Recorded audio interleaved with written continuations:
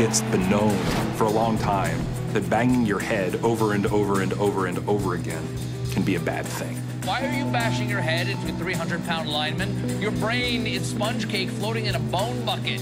Stop now while you don't have to wear a diaper.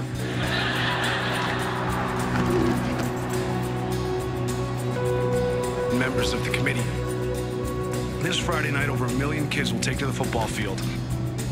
1 in 8 boys in America. I'm certain that radical measures are needed for football to continue safely.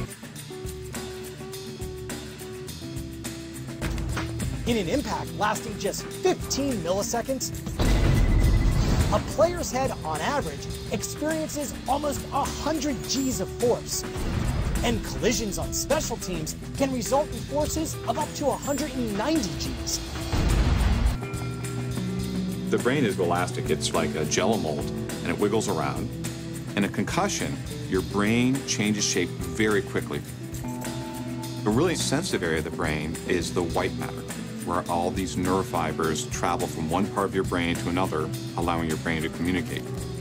In a concussion, these axons get quickly stretched, and that causes injury in a very unique way. If I kind of make a cylinder and I pull it apart, it just gets thinner and thinner. The same material, if I apply this very dynamic stretch, it's how fast I stretched it, and it broke. Concussion symptoms are varied and can be grouped into 4 categories. Physical symptoms, including headache, dizziness, and nausea. Cognitive symptoms, including problems with memory, attention, and feeling slowed down. Emotional symptoms, such as sadness, irritability, and feeling nervous. And finally, problems with sleeping.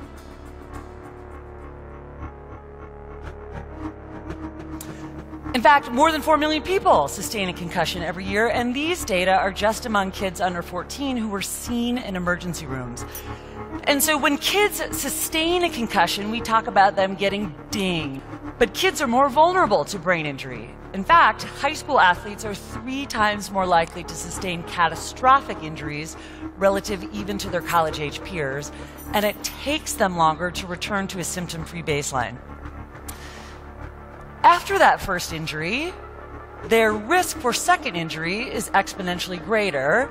From there, their risk for third injury, greater still, and so on. It's a study that the University of Michigan has done of retired NFL players, asking them all sorts of health-related questions. Do you have heart disease, arthritis, depression, kidney function? There's like 50 pages. And their finding was that the NFL players look like they're a pretty happy and healthy group. But if you looked at the bottom of page 37 or something, there was this one little section.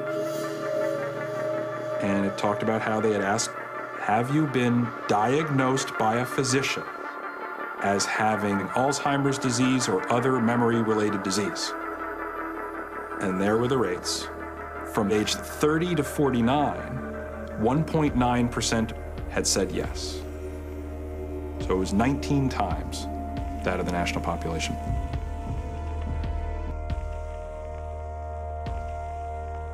For so many football players, the risk is real. Players and parents want answers, but right now, they aren't out there. That magic bullet, that if you just do this, you can continue to play the way you are and you're immune from injury. It just doesn't work. You know, nowadays it's, everybody'd rather be much more smarter than tougher. We're all going to get hit, and most of us at some time or another are going to get some kind of an injury, a head injury, headache, and concussion. But the real key is when it does happen, to make sure you don't go back too soon, and make sure you're 100% healed, and you're cleared by the doctors, and you have no symptoms, and your cognitive testing is fine. So you have to educate the coaching staff that it's not okay to play with a headache, or that it's not okay to play if someone's had a concussion.